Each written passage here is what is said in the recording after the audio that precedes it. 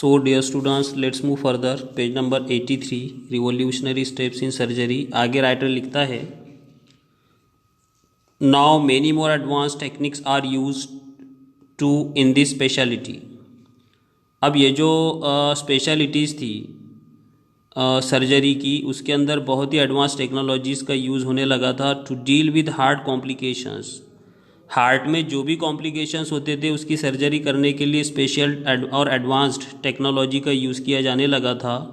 Open heart surgery which can help to repair heart defects. Open heart surgery में इसका use इसलिए किया जाता था इस टेक्निक्स का, ताकि जो हार्ट डिफेक्ट्स है उनको रिपेयर किया जा सके, या फिर हार्ट वॉल्व्स और इवन रिप्लेस देम. अगर हार्ट के जो वॉल्व्स होते हैं उनमें कोई प्रॉब्लम है, डिफेक्ट है, तो सॉर्ट आउट किया जाए, या फिर कोई पार्ट रिप्लेस करना है तो इजीली इस टेक्निक के थ्रू वो हो जाता था. इज़ ऑल्सो परफॉर्म सक्सेसफुली, और सक्सेसफुली होता था with proper measures. Patients can recover from cardiac surgery faster than they did before. अगर प्रॉपर मीजर्स के साथ में ये सर्जरी होती है तो पेशेंट बहुत ही जल्दी रिपेयर हो जाता है. इसके थ्रू कार्डियाक सर्जरी से भी ज़्यादा फास्ट वो अपने आप को मतलब हेल्दी हो जाता है. नेक्स्ट में पैराग्राफ में है, neurosurgery is another recent speciality to have received recognition since the early 1900. Next आता है न्यूरो सर्जरी, जो हमारी नर्वस सिस्टम से रिलेटेड होती है. स्पेशली इसके अंदर भी एडवांस टेक्नोलॉजी का यूज़ होने लगा था. It is concerned with the treatment of disorders of the nervous system. ये जुड़ी हुई थी ट्रीटमेंट किस चीज़ से, हमारा जो नर्वस सिस्टम है उसके अंदर अगर कोई डिसऑर्डर्स हो तो उसको सॉर्ट आउट करने के लिए इस ट्रीटमेंट का यूज़ किया जाता था. Neuro surgeons operate on the brain. किस चीज़ पे ऑपरेट करते हैं न्यूरो सर्जन्स, हमारे ब्रेन पे, द स्पाइन और नर्व्स, तीन चीज़ों पे ऑपरेट करते हैं. हमारे स्पाइनल कॉर्ड से रिलेटेड, नर्वस सिस्टम से रिलेटेड या ब्रेन से related. They can treat patients of all ages, और ये हर प्रकार के एज, चाहे किसी भी एज का पेशेंट हो उसके ऊपर ये ट्रीटमेंट हो सकती है. From the newborn to the elderly, चाहे न्यू बॉर्न बेबी ही क्यों ना हो, या फिर कितना ही बूढ़ा पर्सन क्यों ना हो, who have suffered a stroke, जिसको भी स्ट्रोक आता है, जिसको अपन हार्ट अटैक बोल सकते हैं. तो इस प्रकार की डिजीज़ इससे सॉल्व की जाती थी. Harvey Cushing 1869 to 1939 is considered to be the father of modern neurological surgery. Harvey Cushing को मॉडर्न न्यूरोलॉजिकल सर्जरी का फादर माना जाता है. मीन सबसे पहले इसने ही न्यूरोलॉजिकल सर्जरी सक्सेसफुल की थी in the early part of the 20th century. कब किया था, 20th सेंचुरी की स्टार्टिंग में किया था. ही डेवलप्ड बेसिक टेक्निक्स, उसने बेसिक टेक्निक्स को और instruments for operating on the brain as a distinct surgical speciality.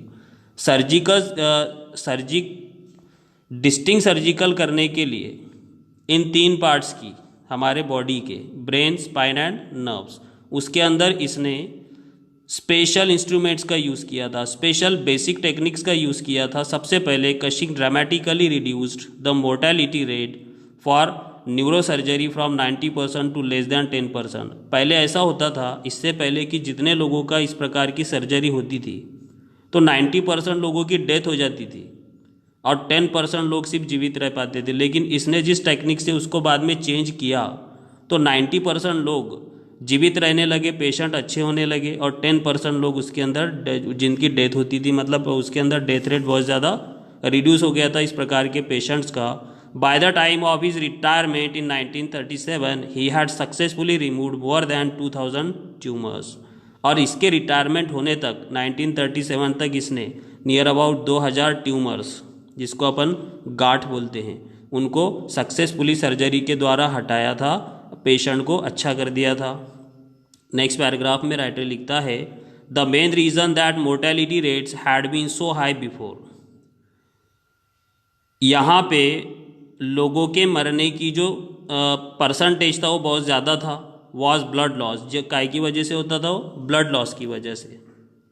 Among Cushing's significant achievements are the methods he developed to stem this blood loss by inventing a clip called silver clip और Cushing clip. अगर मान लो शरीर के अंदर किसी body parts का surgery हो रहा है तो वहाँ पे कट किया जाता था उस पार्ट को, जिसकी वजह से ब्लड बहुत ज़्यादा लॉस होता था क्योंकि कट काफ़ी बड़ा होता था.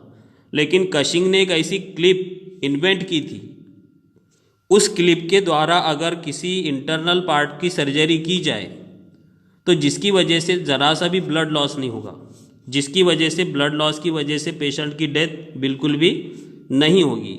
दस neurosurgery is one of the most cutting edges in the world of surgery and medicines. और इसीलिए न्यूरोसर्जरी जो होती है ये बहुत ही दुनिया के अंदर, मतलब ऐसी सर्जरी और मेडिसिन की दुनिया में ऐसी सर्जरी है जो बिल्कुल कटिंग एज होती है। कटिंग एज मतलब लेटेस्ट डेवलपमेंट के थ्रू सर्जरी की जाती है। अब व्हाट इज़ रोबोटिक सर्जरी, अब अपन समझ लेते हैं शॉर्ट में robotic surgery. Robotic surgery is a type of minimally invasive surgery. ये जनरली इन्वेसिव सर्जरी है। अब मिनिमली इन्वेसिव मीन्स क्या, वो अपन समझ लेते हैं। That instead of operating on patients through large incisions uses made of miniaturized surgical instruments. यहाँ पे बड़े बड़े इंस्ट्रूमेंट यूज़ करके, बड़ा सा कट करके इंटरनल पार्ट्स की सर्जरी नहीं होती है, बल्कि बहुत ही शॉर्ट में वेरी स्मॉल साइज जिसको अपन बोलेंगे, ऐसा इंस्ट्रूमेंट यूज़ करते हैं जो बहुत ही ज़्यादा छोटा होता है, जिसकी वजह से ब्लड लॉस नहीं होता है पेशेंट का, उससे सर्जरी की जाती है। That fit through a series of 1/4 inch incisions, जो कि बिल्कुल फिट हो जाता है। जो surgical cut made of skin और फ्लेश जो हमारे कट होता है, हमारे शरीर में जो इंटरनल पार्ट्स की सर्जरी करना हो तो जो कट लगाते हैं, पहले उसको काटते हैं शरीर के ऊपर के हिस्से को, तो बहुत ही शॉर्ट में काटा जाता है इस इंस्ट्रूमेंट के द्वारा। When performing surgery with the da Vinci, इसके ऊपर जब सर्जरी पहली बार की जा रही थी, the world's most advance surgical robot, ये दा विंसी जो है तो ये बहुत ही ज़्यादा एडवांस्ड सर्जिकल रोबोट है। These miniaturized instruments are mounted on 3 separate robotic arms. इन ये जो जिनको अपन ने बोला है इंसिशंस, बहुत ही छोटे छोटे और बारीक बारीक इंस्ट्रूमेंट्स का यूज़ किया जाता है सर्जरी के लिए। तो उस रोबोट के 3 अलग अलग जगहों पे उसके हाथों में उसको फिट कर दिया गया था, allowing the surgeon maximum range of motion and precisions. और उसको ज़्यादा से ज़्यादा मतलब वो इजीली उसको यूज़ कर सकता था रोबोट, और एकदम एक्यूरेसी के साथ। ज़रा सी भी अगर उसमें गड़बड़ हो जाती है मेजरमेंट में तो कट गलत जगह लग जाएगा, जिससे गलत ही मतलब इंटरनल पार्ट कट जाएगा और पेशेंट की डेथ हो जाएगी। तो इतनी एक्यूरेसी के साथ में उस रोबोट के मदद से सर्जरी की जाती थी। द दा विंसी's 4th arm contains a magnified high definition 3D camera that guides the surgeon during the procedure। और दा विंसी का जो चौथा हाथ था रोबोट का, उसके अंदर कैमरा फिट किया गया था, और वो कैमरा 3D कैमरा था जो छोटे से छोटे ऑर्गन को भी, माइक्रो ऑर्गन को भी, इंटरनल ऑर्गन को शो कर देता था, इंटरनल पार्ट को जो सर्जन ऑपरेट करता था उसको। मतलब इसके द्वारा सर्जरी बहुत ही छोटा सा कट देकर भी इंटरनल सर्जरी जो होती थी पार्ट्स की, उसको इजीली सक्सेसफुल किया जाता था विदाउट वेस्टिंग ब्लड्स। इस टाइप से सेव किया जाता था। इसके बाद में नेक्स्ट अपन वीडियो के अंदर स्टडी करेंगे लास्ट पेज। Thank you.